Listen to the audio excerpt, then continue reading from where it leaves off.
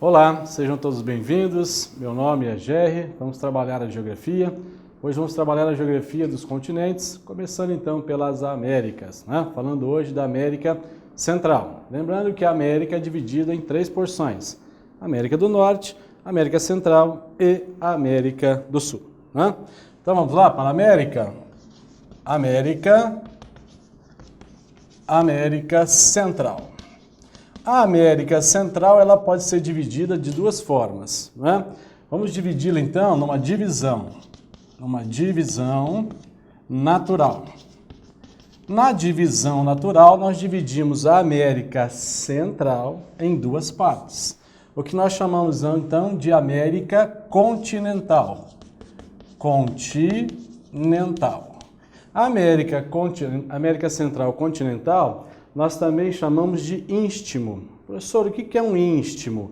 Istmo é uma pequena porção de terra que liga, portanto, 2 continentes. Aí nós temos um istmo. Então, no caso da América Central, ela liga a América do Norte, a partir do México, e a América do Sul, a partir da Colômbia. Então, nós temos a parte continental. E nós temos também, dentro da América Central, a parte insular. A parte insular são as ilhas, né? Banhadas, portanto, pelo mar, o Mar do Caribe. Então, nós temos a América Central, que é banhada por 2 oceanos, o Oceano Atlântico e o Oceano Pacífico. E a maior parte dessas ilhas estão no Oceano Atlântico. Nós temos aqui, então, para a América Central, 20 países. Lembrando que a América toda tem 37. Então, dos 37 países, 20 estão neste pedaço aqui do continente americano. Vários países, vamos falar, portanto, do principal, que está dentro da geopolítica, num contexto mais global, que é Cuba, né? Então, lembra que Cuba é um país importante na América Central. Onde estaria Cuba? Qual é a localização de Cuba? A localização de Cuba seria o arquipélago do Caribe. Professor, o que é mesmo um arquipélago? Arquipélago é um conjunto de ilhas. Então lembra, Cuba faz parte do pedaço insular. Então Cuba é a maior das ilhas, né? Então a maior ilha. Nós vamos falar de Cuba não só porque ela é maior em termos de extensão territorial, mas também pela sua importância dentro de um contexto histórico, né? Então vamos ver como é que é o contexto histórico da ilha de Cuba, né? Então é assim, começamos primeiro. Então,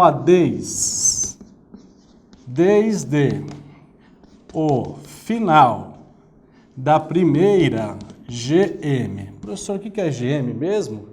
Primeira Guerra Mundial. Nós temos na ilha, não é, de Cuba uma ditadura. Bom, se nós temos uma ditadura, significa dizer que nós temos ditadores, né? Então nós temos os ditadores.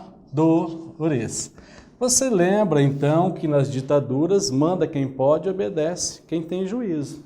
E nós temos 2 formas de observar essa ditadura instalada em Cuba. Primeiro, ao ponto de vista ou aos olhos dos políticos. Então, o ponto de vista dos políticos, ou melhor, vou colocar, da política, uma grande presença do Estado, o Estado vigiador, o Estado centralizador, o Estado controlador. Mas nós temos um outro ingrediente importante também para essa ditadura em Cuba. Qual é? As empresas americanas. Empresas americanas. Porque lembra que nós conversamos sobre os Estados Unidos? Os Estados Unidos da América do Norte quer impor a sua realidade não só na América toda, mas praticamente no mundo todo. Então há uma grande intervenção americana nessa porção do continente americano. Então, do ponto de vista da política e do ponto de vista das empresas americanas. Quando eu digo ponto de vista, é dos interesses. O interesse dos políticos em se manter ditadores e o interesse das empresas americanas em extrair o que há, né, de bom de Cuba, ou seja, para alcançar um objetivo, normalmente um objetivo de lucro. Muito bem, então os ditadores. Aí nós temos o último ditador. O último ditador foi o Fulgêncio Batista.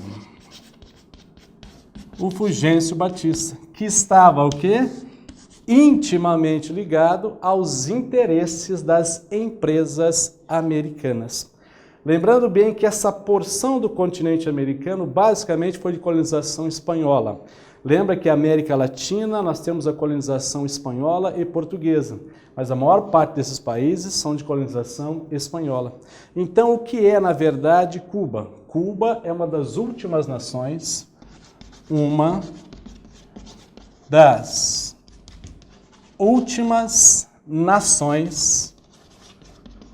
nações a se livrar ou libertar, né, do domínio espanhol.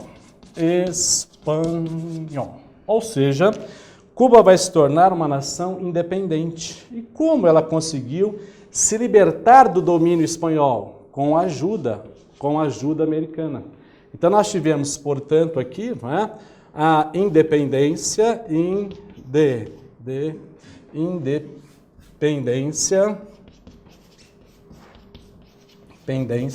patrocinada pelos Estados Unidos da América. De novo, o interesse americano junto a Cuba.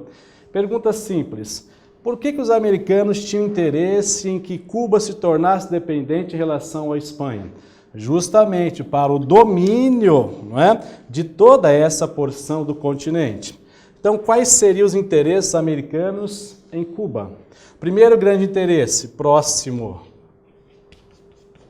proximidade com a Flórida, não é?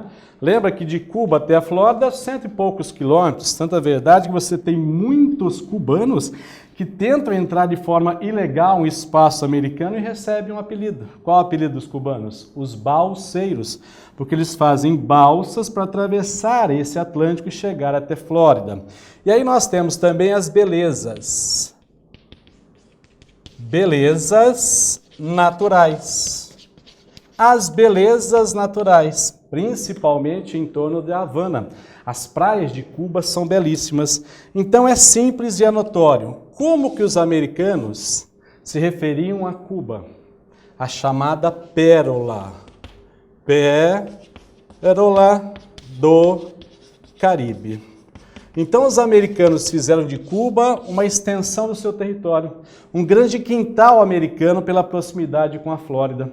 Tanta verdade que em certo momento da história americana não era permitida circulação de bebidas alcoólicas, mas em Cuba o era, não é? Cassinos, em Cuba o era, uma rede grande de prostituição de parte dessas empresas americanas. Então, muitos americanos iam em Cuba fazer o que não podiam fazer em solo americano. Daí a expressão pérola do Caribe.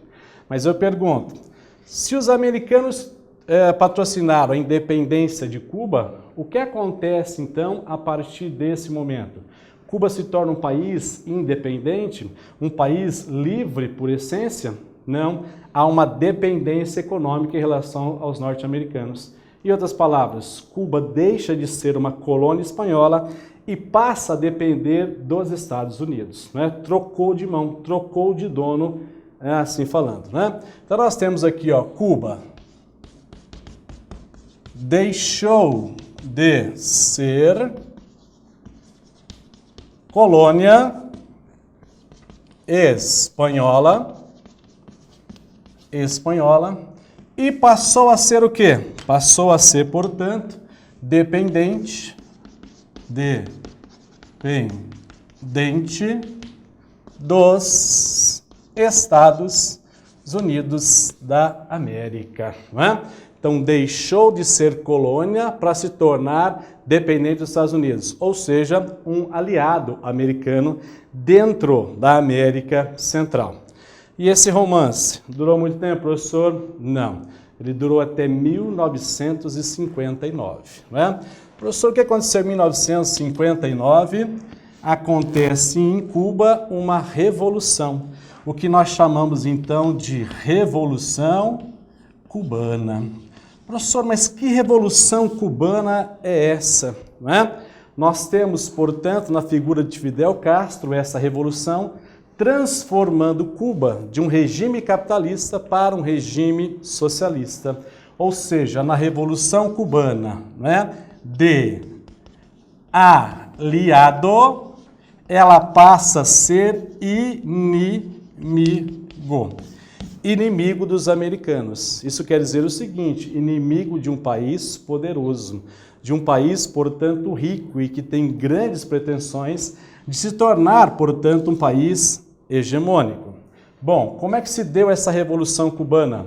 Essa Revolução Cubana, então, chefiada principalmente por Fidel Castro, não é?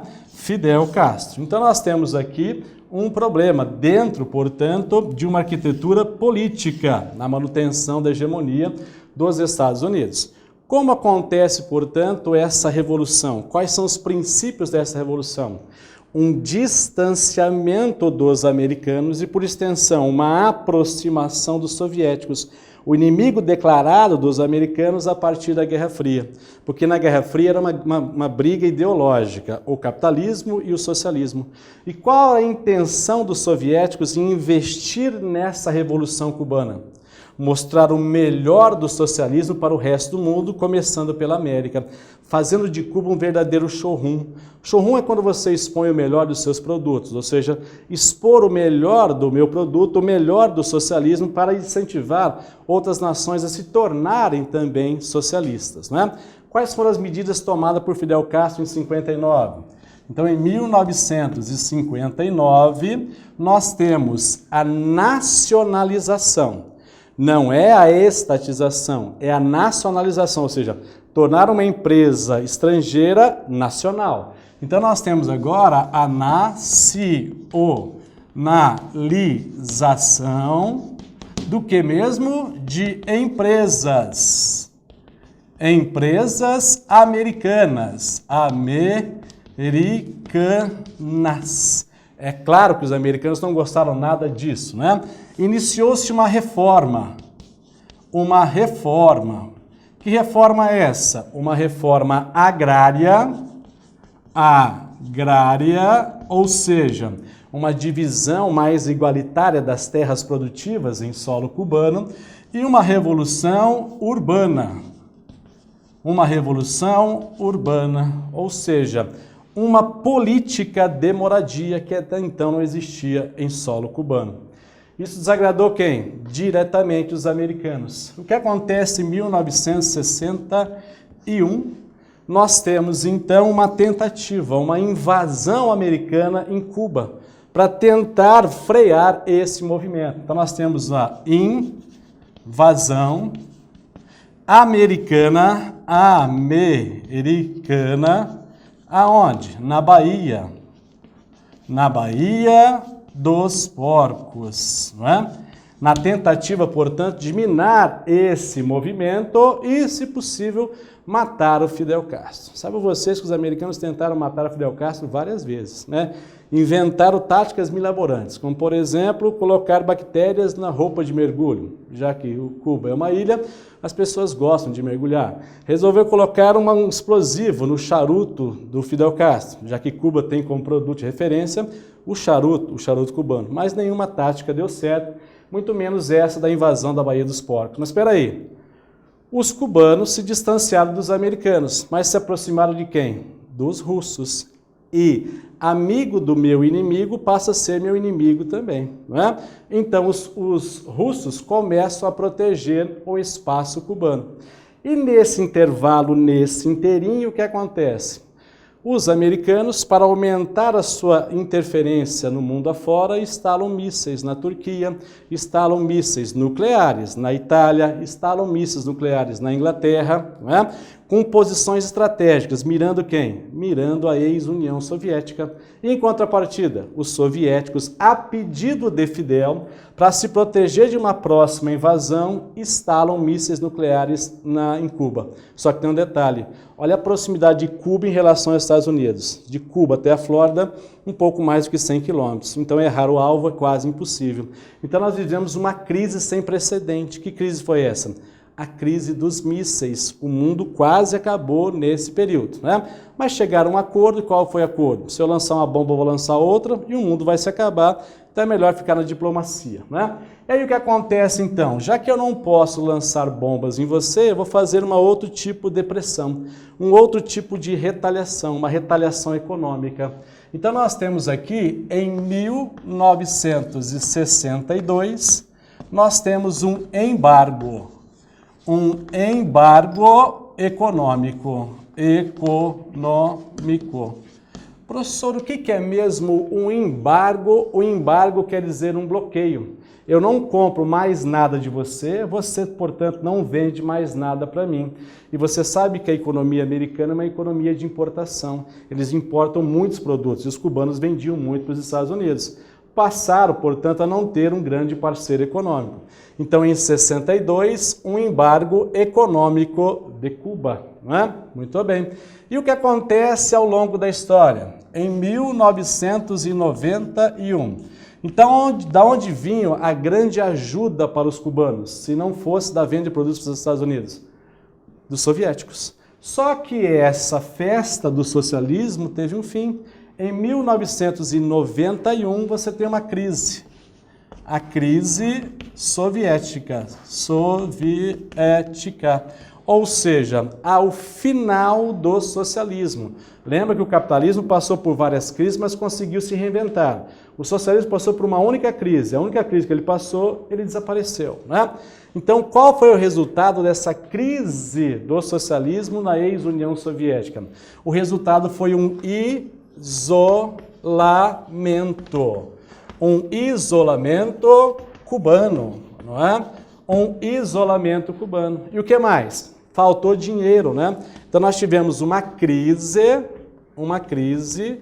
socioeconômica, já que a base do socialismo são investimentos nos campos sociais e não só nos campos econômicos. Tá? Muito bem.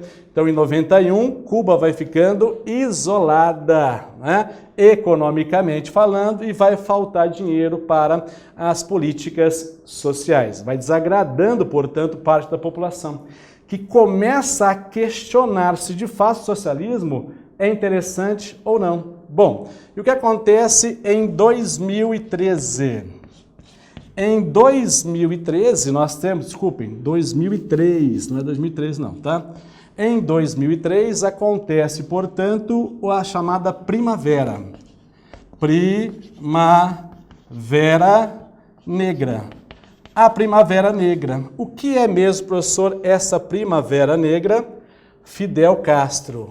Fidel manda prender 27 opositores a 20 anos de cadeia. Isso significa dizer, em outras palavras, que Fidel Castro se declara um novo ditador. Isso descontentou quem? O restante dos seus parceiros. Então, veja bem, se nós já temos uma deficiência no comércio com os Estados Unidos, por quê? Porque eu tenho um embargo econômico, sobrou quem? Sobrou a Europa para vender os produtos. A Europa comprava muito de Cuba, que os americanos já deixaram de comprar. Só que os europeus, dentro da União Europeia, não gostaram muito dessa imposição de uma ditadura. Resolveram fazer o quê? Uma nova retaliação. Retalharam Cuba como os americanos fizeram em 62. Então, em 2004, nós temos as sanções europeias ou o embargo. Embargo da União Europeia. Aí Cuba ficou mais isolada ainda. Cuba teve que fazer o quê? Chamar outros amiguinhos, ou seja, criar novas relações comerciais. Houve uma sugestão. Vocês lembram bem que havia uma política de criar na América inteira um bloco econômico chamado de ALCA? Seriam todos os países, 37 países, com exceção de Cuba, que é um regime socialista. Claro, isso chefiado pelos americanos. Como isso não saiu do papel, Cuba vai sugerir a formação da ALBA. Então, quem seria a ALBA? Um bloco econômico de todos os países da América, menos os Estados Unidos. Se aquele primeiro bloco não deu certo, imagine agora, não vai dar mesmo, né? Então nós temos aqui quem? Nós temos a Venezuela, nós temos Cuba, nós temos a Nicarágua, nós temos Dominica e nós temos aqui a nossa vizinha Bolívia. Mas é um bloco também que não saiu do papel, tá? Não surtiu resultado algum. Conclusão, economias muito frágeis, né? Mas dessa tentativa de formação de um bloco nasceu uma forte amizade entre cubanos e venezuelanos, né? Bom, nessa amizade tem sempre assim a troca, portanto, né, de favores. Então eu tenho aqui Cuba. O que Cuba tinha a oferecer para a Venezuela? Serviços. Serviços médicos, né? Lembra dos médicos cubanos também vindo para o território nacional? Serviços médicos e vacinas, né? Já que Cuba é referência mundial em termos da medicina. E a Venezuela? A Venezuela tem uma coisa a oferecer. O que ela tem a oferecer? O que ela mais consegue vender? Petróleo, não é? Petróleo, já que o petróleo vinha da ex-União Soviética e não vem mais frente às suas crises econômicas. Então, ó, já vão trocando de parceiros. Saiu os americanos, saiu os russos, agora entre os venezuelanos. Economia não tão forte assim. Aí, nós temos, portanto, em 2011, a presença de quem? A presença do Brasil. O Brasil também vai fazer parte agora desse grupo de amigos de Cuba. Como é que o Brasil entra nessa história? Na reconstrução ou na reforma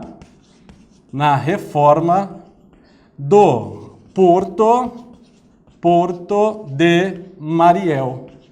O Porto de Mariel é o cara que fica na Baía dos Porcos, lembra da Baía dos Porcos, invadida pelos americanos? Então, o que vai ser o Porto de Mariel? Ó, e o Brasil, hein, gente? Não conta para ninguém. 650 milhões de dólares, ó, dólares, investido de quem? Do BNDES, que é o Banco Nacional de Desenvolvimento Econômico e Social. Um banco do Brasil investindo em Cuba. E o que vai se tornar o Porto de Mariel? O Porto de Mariel vai se tornar uma ZE. O que é uma ZE mesmo, professor? ZE é uma zona especial de exportação. Por quê? Porque Cuba vai trilhar o caminho que China trilhou. Cuba vai se manter socialista, né? Mas vai abrir-se para o mercado. Que lembra que Fidel Castro vai renunciar, né? Em 2008, vai entrar no seu lugar o seu irmão Raul Castro e ele vai provocar uma pequena abertura econômica e, por extensão, abertura política também, né? Lembra que Fidel morre em 2016. Bom, então as ZEs vão se tornar o quê? O pedaço capitalista de Cuba. Então Cuba vai se tornar, como China é hoje, o chamado socialismo de mercado. Socialismo de mercado, não é? Então, ela vai manter a essência do socialismo, mas agora abrindo-se para a economia capitalista. E o que acontece em 2015? Uma reaproximação de Cuba com os americanos, o aperto de mão, né, entre os dois líderes, naquele momento, o Obama e o Raul Castro. Mas por que os americanos resolvem se aproximar novamente dos cubanos? Com o temor agora, né, dessa chegada dos chineses, que já tomaram conta da Ásia, um pedaço da África, e estão subindo pela América. Então, para tentar diminuir esse impacto criado, né, da presença econômica da China, os americanos se aproximam de Cuba, porque passa a ser meu amigo, e quem é amigo do meu inimigo passa a ser meu inimigo também. Beleza, gente? Então foi um pedacinho da história cubana explicar um pouquinho por que desse atraso econômico e por que ainda o socialismo perdura em Cuba, né? Ele vai perdurar por um bom tempo, mas vai se abrir-se paulatinamente, gradativamente para o regime capitalista. Tá bom, gente? Até uma próxima. Um abraço.